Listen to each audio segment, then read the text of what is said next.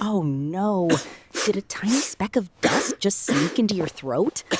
Don't be annoyed, because that cough is actually a superhero in disguise. Deep inside your airway, millions of tiny sensors are watching.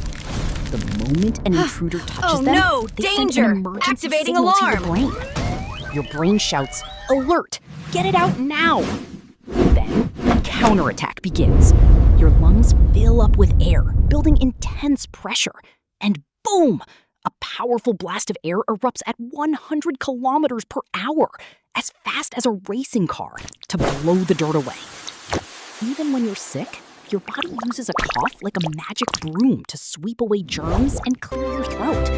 So coughing is just your body's way of keeping you safe. Next time you cough, remember to cover your mouth and say thanks to your hero.